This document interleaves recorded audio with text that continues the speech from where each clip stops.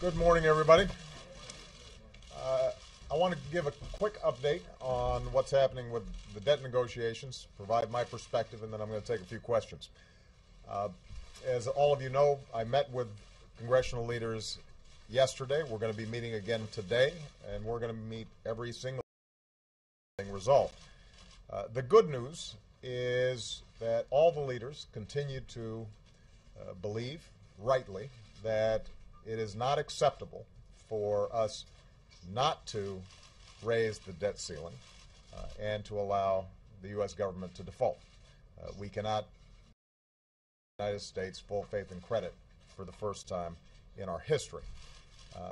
We still have a lot of work to do, though, to get this problem solved. And so let me just make a couple of points. First of all of us agree that we should use this opportunity something meaningful on debt and deficits. And the reports that have been out there have been largely accurate, that Speaker Boehner and myself had been in a series of conversations about doing the biggest deal possible so that we could actually resolve our debt for a long stretch of time. And I want to say I appreciate Speaker Boehner's good faith efforts on that front. What I emphasized to the broader group of congressional leaders yesterday is now is the time to deal with it. If not now, when? I've been hearing from my Republican friends for quite some time that it is a moral imperative for us to tackle our debt and our deficits in a serious way. I've been hearing from them that this is one of the things that's creating uncertainty and hope on the part of the business community. And so what I've said to them is, let's go. And it is possible for us to construct a package that would be balanced, would share sacrifice, would involve both parties taking on their sacred cows, some meaningful changes to Medicare, Social Security, and Medicaid that would preserve the integrity of the programs and keep our sacred trust with our seniors, but make sure those programs were there for not just this generation, but for the next generation. That it is possible for us to revenues in a way that does not impede our current recovery, but is fair and balanced. We have agreed to a series of spending cuts that will make the government leaner, meaner, more effective, more efficient, and give taxpayers a greater bang for their buck. That includes spending, that includes health spending, it includes some programs that I like very much, and we'd be nice to have, but that we can't afford right now. And if you look at this overall package, we could achieve a situation in which our deficits were at a manageable level, levels were stabilized, and the economy as a whole, I think, would benefit from that. Moreover, I think it would give the American people enormous confidence that this town can actually do something once in a while. That expectations that we're always thinking in terms of short-term politics in the next election, and every once in a while we break out of that and we do what's right for the country. So I continue to push congressional leaders for the largest possible deal. And there's going to be resistance. There is, frankly, resistance to do anything on entitlements. There is strong resistance on the Republican side to do anything on revenues. But if each side takes a maximalist position, if each side wants 100% of what its ideological predispositions are, then we can't get anything done. And I think the American people want to see something done. They feel a sense of urgency, both about the breakdown in our political process and also about the situation in our economy. So what I've said to the leader, bring back to me some ideas that you think can get the necessary number of votes in the House and in the Senate I'm happy to consider all options, all alternatives that they're looking at. The things that I will not consider are a 30-day or a 60-day or a 90-day, 180-day temporary stopgap resolution to this problem. This is the United States of America, and we don't manage our affairs in 3-month increments. We don't risk U.S. default because we can't put politics aside. So I've been very clear to them. We're going to resolve this, and we're going to resolve this for a reasonable period of time, and we're going to resolve it in a serious way. And my hope is that as a consequence of negotiations that take place today, tomorrow, and through next weekend, if necessary, that we're going to come up with a plan that solves our short-term debt and deficit problems, avoids default, stabilizes the economy, and proves to the American people that we can actually get things done in this country and in this town. All right, with that, I'm going to take some questions, starting with Ben Phillip. Thank you very much, Mr. President. Two quick topics. Given that you're running out of time, can you explain what is your plan for where these talks go if Republicans continue to oppose any tax increases, as they adamantly said that they will? Point about no short-term stopgap measure. If it came down to that and Congress went that route, I know you're opposed to it, but would you veto it?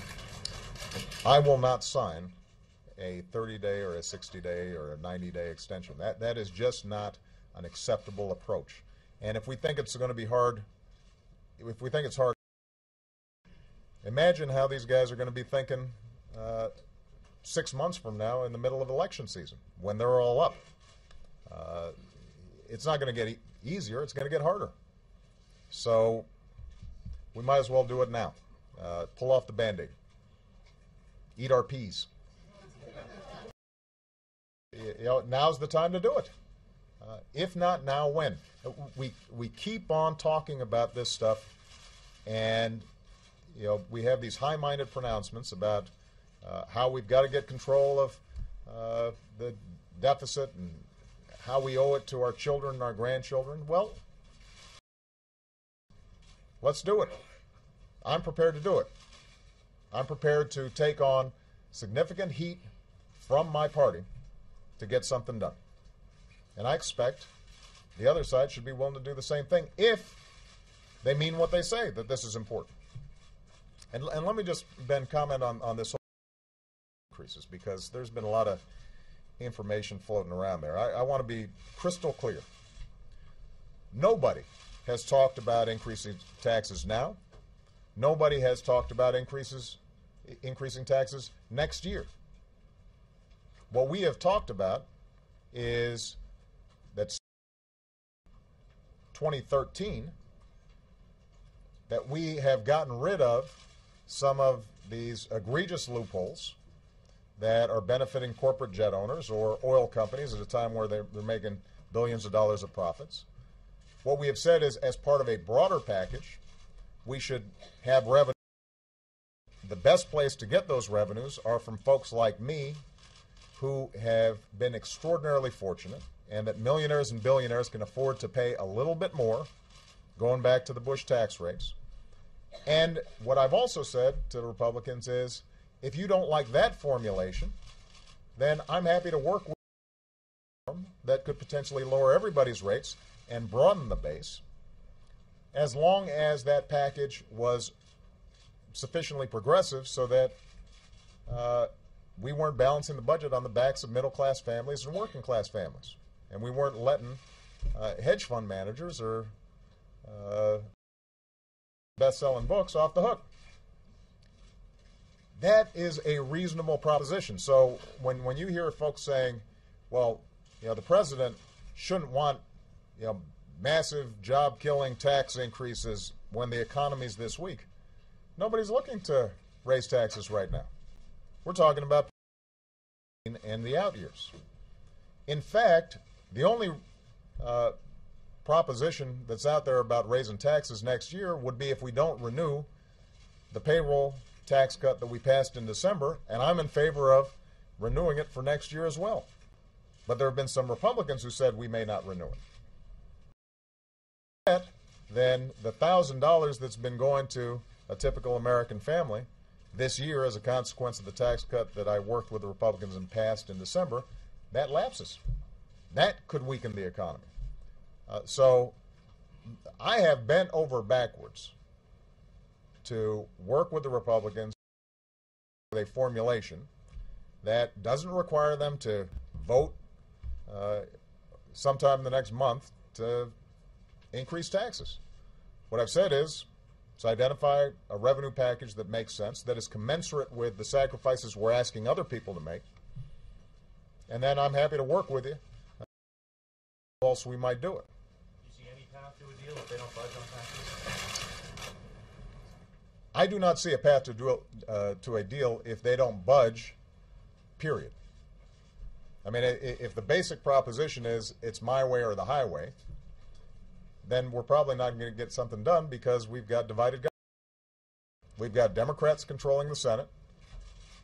We probably are going to need Democratic votes in the House for any package that could possibly pass. And so if, in fact, Mitch McConnell and John Boehner are sincere, and I believe they are, that they don't want to see the U.S. government default, then they're going to have to compromise. They're going to have to compromise, just like I have shown myself willing to compromise. Chip Reed. Thank you, Mr. President. You said that everybody in the room is willing to do what they have to do, wants to get something done by August 2nd. But isn't the problem the people who aren't in the room? Republican presidential candidates, Republican Tea Partiers on the Hill, and the American public. The latest CBS News poll showed that only 24% of Americans said you should raise the debt limit to avoid an economic catastrophe. There are still 69% who oppose raising the debt limit. So isn't the problem that you and others have failed to convince the American people here? And how are you going to change that? Well, let me distinguish between professional politicians and the public at large. The public is not paying close attention to the ins and outs of how a Treasury auction goes. They shouldn't. They're worrying about their family. They're worrying about they're worrying about their neighborhood. They've got a lot of other things on their plate. We're paid to worry about it. I think, depending on how you phrase the question, if you said to the American people, is it a good idea for the United States not to pay its bills and potentially create that could throw millions of more people out of work, I feel pretty confident I can get a majority on my side on that one. And that's the fact. If we don't raise the debt ceiling and we see a crisis of confidence in the markets and suddenly going up significantly, and everybody is paying higher interest rates on their car loans, on their mortgages, on their credit cards, and that's sucking up a whole bunch of additional money out of the pockets of the American people, I promise you, they won't like that. Now, I will say that some of the professional politicians, and for them to say that we shouldn't be raising the debt ceiling is irresponsible. They know better. And this is not something that I am making up. This is not something that Tim Geithner is making up. We're not out here trying to use this as a means of doing all these really tough political things. I'd rather be talking about stuff that everybody welcomes, like programs or the NFL season getting resolved, or unfortunately, this is what's on our plate.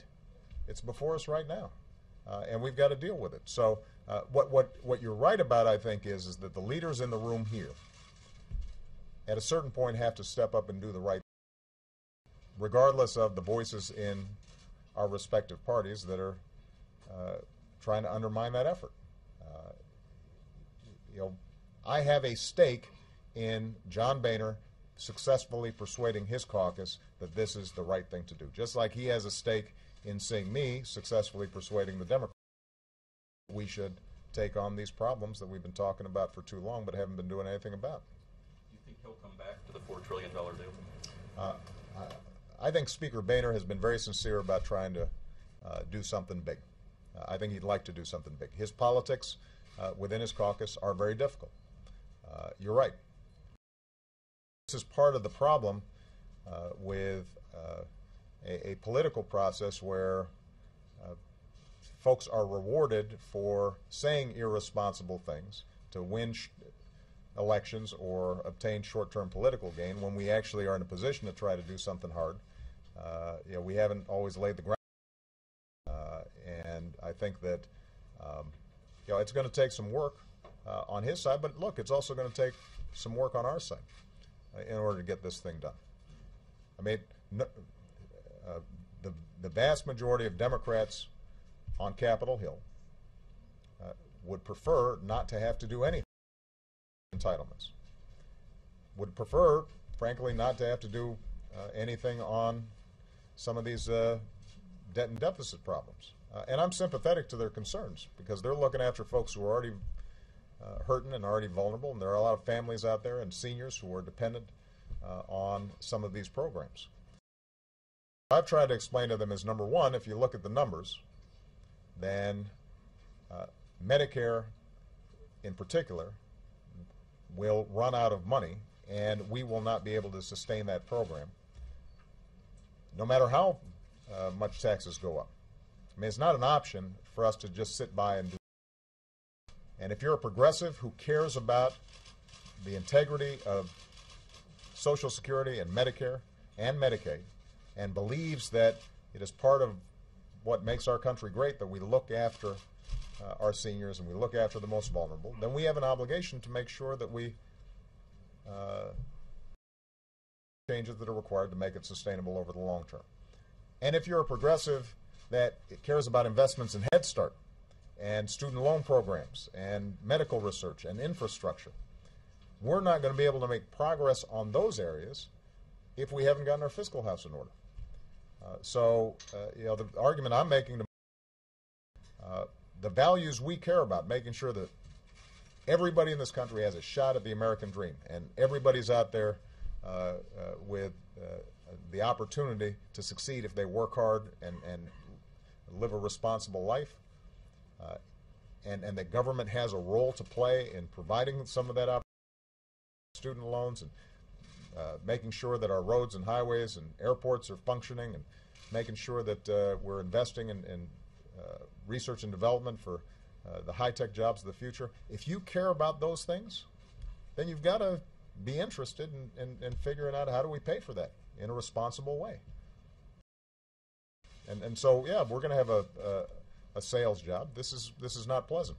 It is hard to persuade people to do hard stuff that entails trimming benefits and increasing revenues. But the reason we've got a problem right now is people keep on. And I think now's the time for us to go ahead and take it on.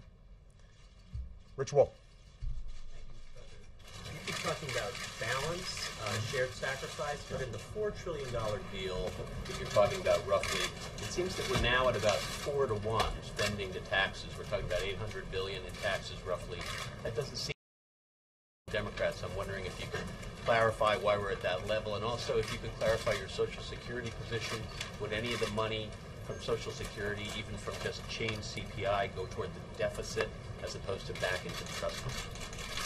With respect to Social Security is not the source of our deficit problems. If it is part of a package, would be an issue of how do we make sure Social Security extends its life and is strengthened. The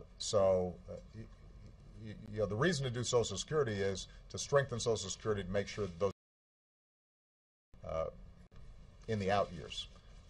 The reason to include that potentially in this package is if you're going to take a bunch of tough votes, you might as well do it now, as opposed to trying to muster up the political will to get something done further down in the future. With respect to a balanced package, is the package that we're talking about exactly what I would want? No. I might want more revenues and fewer cuts to programs that benefit trying to send their kids to college or benefit all of us because we're investing more in medical research. So I make no claims that somehow the position that Speaker Boehner and I discussed reflects 100% of what I want. But that's the point. My point is that I'm willing to move in their direction in order to get something done. And that's what compromise entails. We have a system of government in which everybody's got to give a little bit. Now, what I will say is that the revenue components discussed would be significant and would target folks who can most afford it. And if we don't do any revenue, because you may hear the argument that why not just go ahead and do all the cuts and we can debate the revenue issue, right? You'll hear that from some Republicans.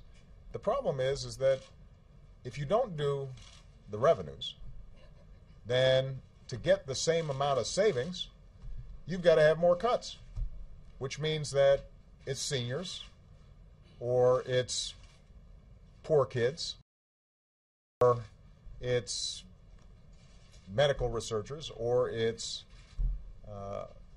our infrastructure that suffers. And I do not want and I will not accept a deal in which I am asked to do nothing, keep hundreds of thousands of dollars in additional income that I don't need, while a parent out there who's struggling to figure out how to send their kid to college suddenly finds that they've got a couple $1,000s less in grants or student loans. That's what the revenue debate's about. It's not for the sake of raising revenues, or I've got some grand ambition to create a bigger government. It's because if we're going to actually solve the problem, there are a finite number of ways to do it. And if you don't have revenues, it means you are putting more of a burden on people who can least afford it. And that's not fair. I think the American people agree with me on that. Sam Stein. Thank you, Mr. President. With unemployment now at 9.2%, and a large chunk of those lost jobs coming from the public sector, it's now a really good time to cut trillions of dollars in spending. How will this still create jobs? And then to the security question, what do you say to members of your own party who say it doesn't contribute to the deficit? Let's consider it, but not in the context of this case. Our biggest priority as an administration is getting the economy back on track and putting people back to work. Now, investigating the past, I am absolutely convinced, and the vast majority of economists are convinced, that the steps we took in the Recovery Act saved millions of people their jobs, or created a whole bunch of jobs. And part of the evidence of that is, as you see with the Recovery Act phasing out. When I came into office and budgets were hemorrhaging at the state level, part of the Recovery Act was giving states help so they wouldn't have to lay off teachers, police officers, firefighters. As we've seen that federal support, you've seen the biggest job losses in the public sector. Teachers, police officers, firefighters losing their jobs. So my strong preference would be for us to figure out ways that we can continue to provide help across the board, operating within some political constraints here, because whatever I do has to go through the House of Representatives. What that means then is that among the options that are available to us is, for example, the payroll tax cut, which might not be exactly the kind of program in order to boost employment, but does make a difference because it puts money in the pockets of people who are then spending it at businesses, large and small. That gives them more customers, increases demand, and it gives businesses a greater incentive to hire.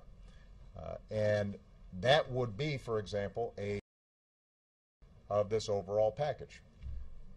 Unemployment benefits, again, puts money in the pockets of folks who are out there, knocking on doors trying to find a job every day, giving them those resources. That puts more money into the economy, and that potentially improves the climate for businesses to want to hire. As part of a component of a deal, I think it's very important for us to look at what are the steps we can take short term in order to put folks back to work. I am not somebody who believes that just because we solve the deficit and debt medium term or long term, that automatically solves the unemployment problem. I think we're still going to have to do a bunch of stuff, including, for example, trade deals that are before Congress right now that could add tens of thousands of jobs. Republicans gave me this list at the beginning of this year as a priority, something that they thought they could do. I'm ready to do it, and so far we haven't gotten the kind of movement that I would have expected. We've got the potential to create an infrastructure bank that could put construction workers to work right now, rebuilding our roads and our bridges and our vital infrastructure all across the country. Those are still areas where I think we can make enormous progress. I do think that if the country as a whole sees Washington act responsibly, compromises being made, the deficit and debt being dealt for 10, 15, 20 years, that will help with businesses feeling more confident about aggressively investing in this country, foreign investors saying America's got its act together and are willing to invest.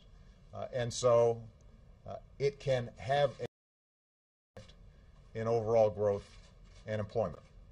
It's not the only solution. We're still going to have a strong jobs agenda, but it is part of a solution. I might add, it is the primary solution that the Republicans have offered when it comes to jobs.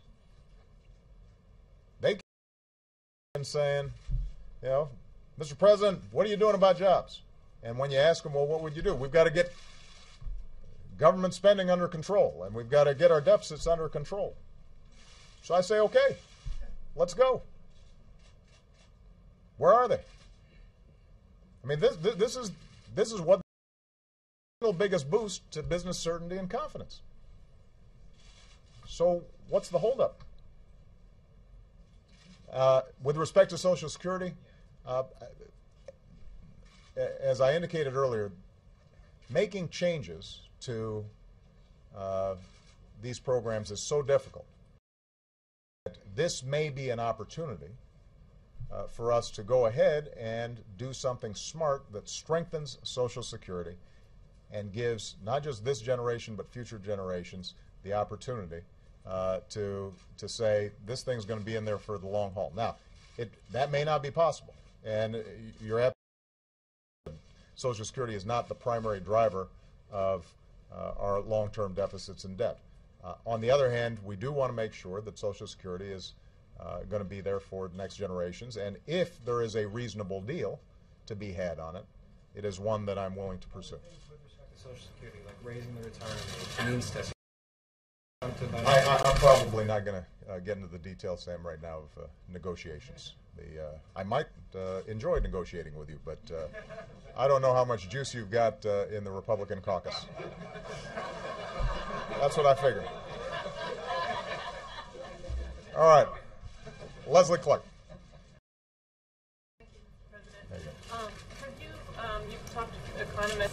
You've said that economists have agreed that a deal needs to be made. Have you worked with U.S. business leaders at all to lobby Congress to raise the debt ceiling? And if so, who are you talking to? And if not, why? I have spoken extensively to business leaders. and I'll be honest with you, I think that business leaders in the abstract want to see a resolution to this problem.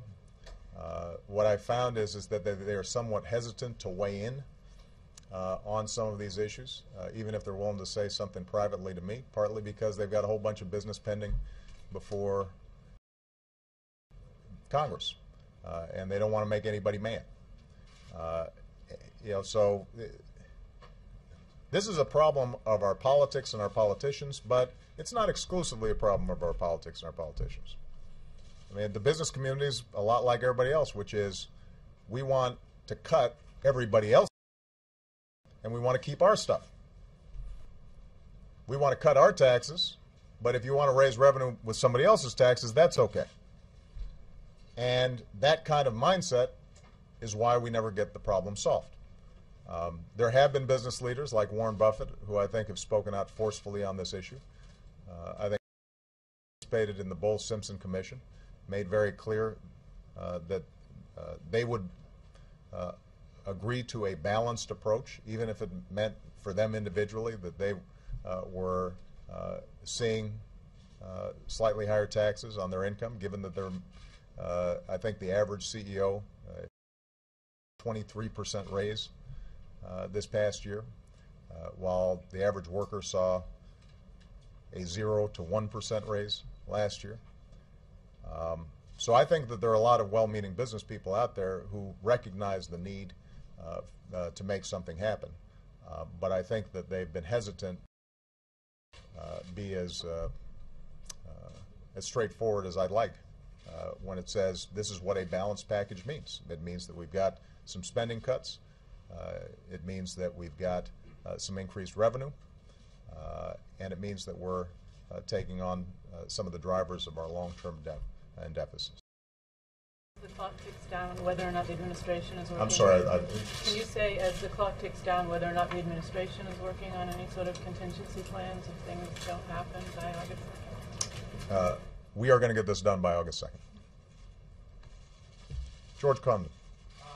President, to follow on Chip's question, you said faces tough politics in his caucus. Do you have complete confidence that he can deliver the votes on anything that he agrees to? Is he in control of his caucus? That's a question for the Speaker, not a question for me. My experience with John Boehner is I think he's a good man who wants to do right by the country. I think that it's as Chip alluded to, the politics that swept him into the speakership were good for a midterm election. They're tough for governing. Part of what the Republican caucus generally needs to recognize is that American democracy works when people listen to each other. We're willing to give each other the benefit of the doubt. We assume the patriotism and intentions of the other side, and we're willing to make some sensible compromises to solve big problems. And I think that there are members of that caucus who haven't fully arrived at that realization yet. So your confidence in him wasn't shaken by him walking away from the big deal he said he wanted?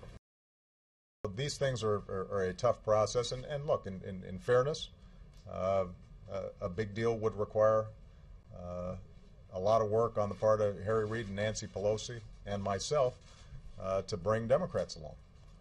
But the point is if everybody gets in the boat at the same time, it doesn't tip over.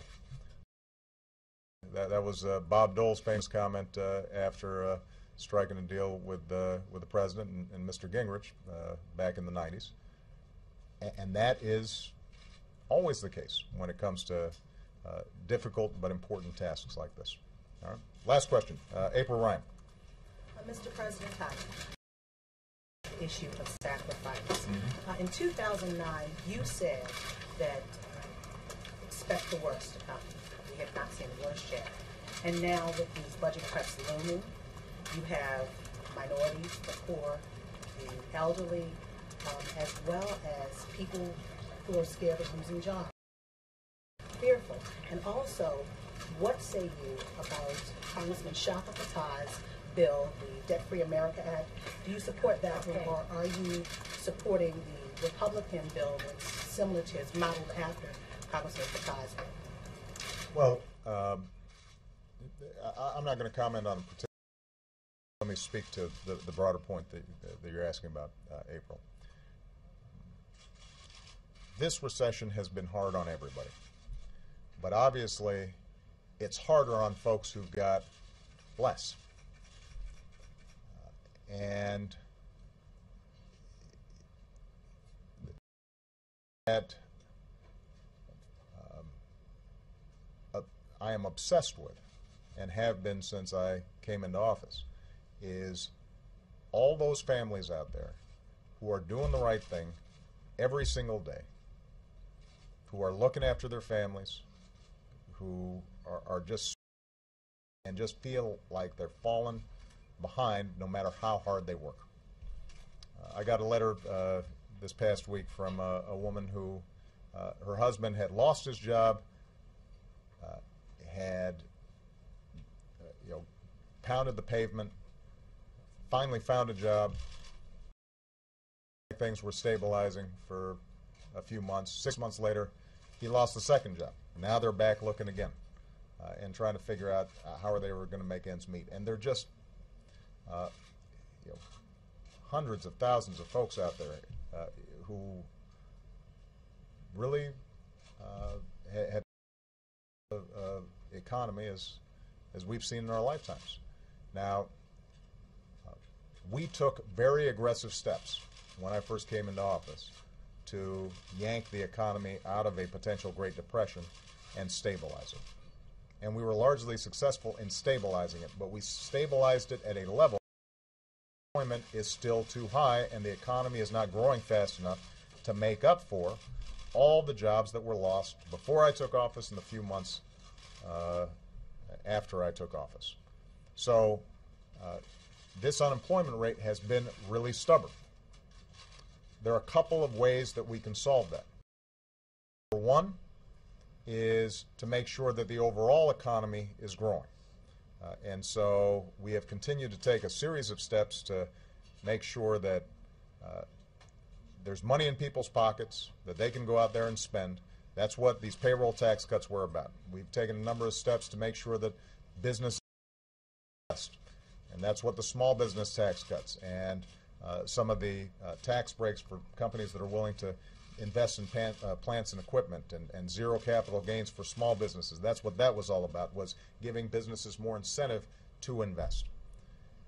We have worked to make sure that the training program, we're having to shift from jobs that may not exist anymore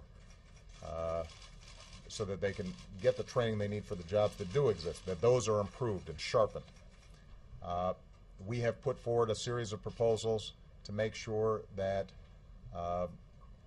regulations that may be unnecessary and are hampering businesses from investing, that we are examining all of those for their costs and their benefits. And if they are not providing the kind of benefits in terms of the public health and clean air and clean water and worker safety that have been promised, then we should get rid of some of those regulations. So we've been looking at the whole menu of be taken. We are now in a situation where, because the economy has moved slower than we wanted, because of the deficits and debt that result from the recession and the crisis, that taking a approach that costs trillions of dollars is not an option. We don't have that kind of money right now. What we can do is to solve this underlying debt and deficit problem for a long period of time, so that then we can get back to having a conversation about, all right, since we now have solved this problem, that's no longer what's hampering economic growth. That's not feeding business in uncertainty. Everybody feels that the ground is stable under our feet. Are there some could pursue that would really focus on some targeted job growth. Infrastructure being a primary example. I mean, the infrastructure bank that we've proposed is relatively small.